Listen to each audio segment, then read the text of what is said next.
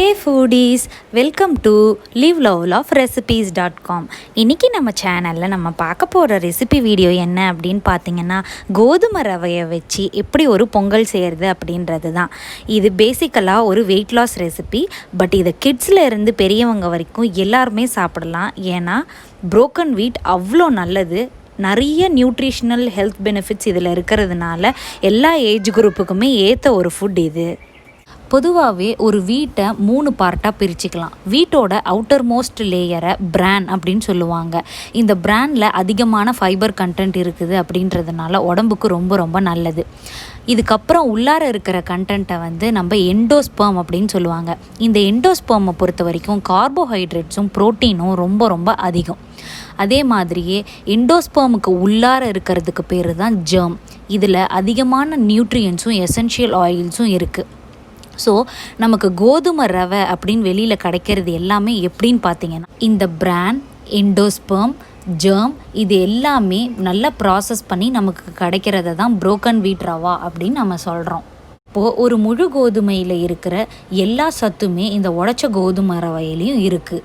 இந்த உடைச்ச கோதுமை ரவை ஈஸியாக டைஜஸ்ட் ஆகிறதோட மட்டும் இல்லாமல் இது டயபெட்டிஸ் பேஷண்ட்ஸ்க்கு ரொம்ப ரொம்ப நல்லது. ஏன் அப்படின்னு பார்த்தீங்கன்னா, இதை சாப்பிட்றதுனால பிளட்டில் இருக்கிற சுகர் லெவலில் எந்த மாற்றமும் வராது. அதாவது இதை தான் கிளைசமிக் இண்டெக்ஸ் அப்படின்னு சொல்லுவாங்க. ஸோ வெயிட் லாஸ் பண்ணணும்னு நினைக்கிறவங்க, குழந்தைங்க, ஈஸியாக டைஜஸ்ட் ஆகக்கூடிய ரெசிபிஸ் சாப்பிட்ணுன்னு இருக்கிற பெரியவங்க, இவங்க எல்லாத்துக்குமே இந்த ரெசிப்பியை நீங்கள் செஞ்சு கொடுக்கலாம்.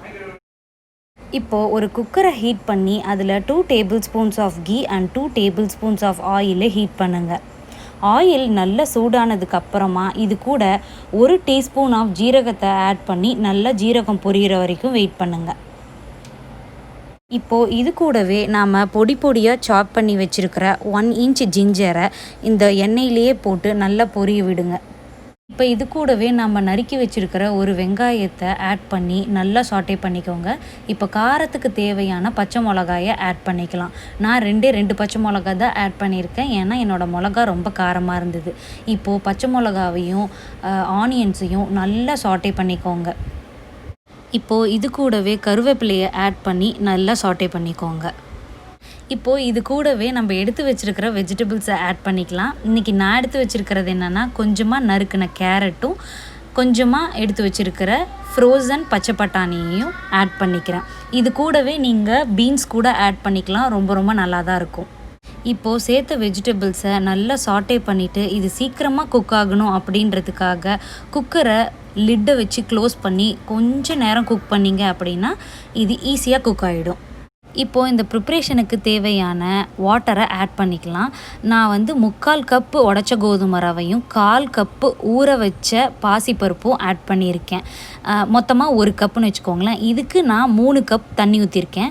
இன்கேஸ் உங்களுக்கு போரிட்ஜ் கன்சிஸ்டன்சியில் வேணும், கொஞ்சம் கஞ்சி மாதிரி வேணும் அப்படின்னா எக்ஸ்ட்ராவாக நீங்கள் 1 கப் ஆட் பண்ணிக்கலாம். இப்போது இதை நல்லா கலந்து விட்டுட்டு இந்த ப்ரிப்பரேஷனுக்கு தேவையான நம்ம ஊற வச்ச பாசிப்பருப்பை ஆட் பண்ணி கொஞ்சமாக கலந்து விட்டுக்கோங்க. இப்போது இது கூட நம்ம எடுத்து வச்சுருக்கிற 3/4 கப்புக்கு உண்டான உடைச்ச கோதுமை ரவையும் ஆட் பண்ணி நல்லா கலந்து விட்டுக்கோங்க. உடைச்ச கோதுமை ரவையை ஆட் பண்ணிக்கிட்டே கலந்து விட்டுக்கிட்டிங்க அப்படின்னா லம்ஸ் ஃபார்ம் ஆகாமல் இருக்கும். இதை நல்லா கலந்து விட்டதுக்கு அப்புறமா இந்த ப்ரிப்ரேஷனுக்கு தேவையான சால்ட்டை ஆட் பண்ணி அதையும் நல்லா கலந்து விட்டுக்கோங்க.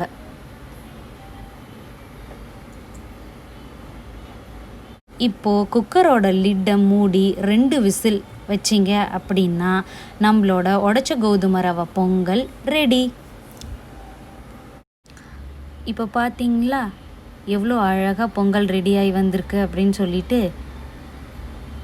இதுவே இப்போ நீங்கள் குழந்தைங்களுக்கு கொடுக்குற மாதிரி இருந்தது அப்படின்னா, கஞ்சி பதத்துக்கு உங்களுக்கு வேணும் அப்படின்னா 1 கப் வாட்டர் எக்ஸ்ட்ராவாக ஆட் பண்ணி குக் பண்ணிக்கோங்க. கரெக்டாக இருக்கும்.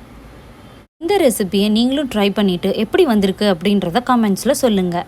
இந்த ரெசிபி உங்களுக்கு பிடிச்சிருந்தது அப்படின்னா லைக் பண்ணுங்கள், உங்கள் ஃப்ரெண்ட்ஸ் அண்ட் ரிலேட்டிவ்ஸ் கூட ஷேர் பண்ணுங்கள், அண்ட் மறக்காமல் நம்ம சேனலை சப்ஸ்கிரைப் பண்ணுங்கள்.